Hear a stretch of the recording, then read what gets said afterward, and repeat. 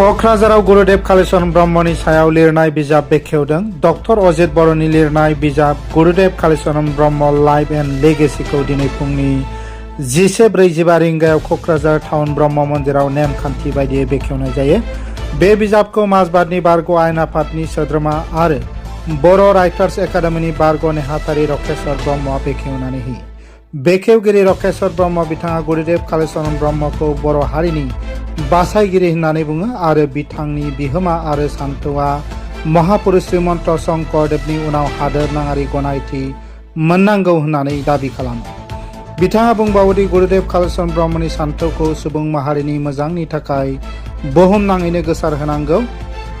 बे बिजाबखौ लक्ष्मी पाब्लिशार्स एन्ड डिस्ट्रिबिउटर्स गोदान दिल्लीआ सेबखांदों। बे हाबाफारियाव डक्टर रुपम कुमार ब्रह्म, कालेन्द्रनाथ बसुमतारी आरो क'क्राझार जिल्ला ब्रह्म धोरोम आफादनि नेहाथारि जयन्त कसारी, क'क्राझार टाउन ब्रह्म मन्दिरनि आफादगिरि डक्टर रबिन चन्द्र ब्रह्म, गुरुदेव कालीचरण ब्रह्म बान्था दानगिरि जयन्त कसारी, गुरुदेव कालीचरण ब्रह्मनि फिसौज्ला डक्टर रतनलाल ब्रह्म, नेहाथारि हर्ष वर्धन ब्रह्म आरो गुरुदेव कालीचरण ब्रह्म ट्रास्टनि लेङाइ नेहाथारि लक्ष्मीकान्त ब्रह्म, दतमा क'क्राझार गुरुदेव कालीचरण ब्रह्म एकाडेमिनि गोरायुं रन्जय ब्रह्म, आमथेखा चिरां गुरुदेव कालीचरण ब्रह्म एकाडेमिनि गोरायुं आरो गोबां मेलेमजिबिफोरजों लोगोसे गोबां जायगानि मेलेमजिबि आरो सानसुमैफोरा बाहागो लायो। गावनि बिबुंथियाव लिरगिरि डक्टर अजित बर'आ बिजाबखौ बेखेवनायनि थाखाय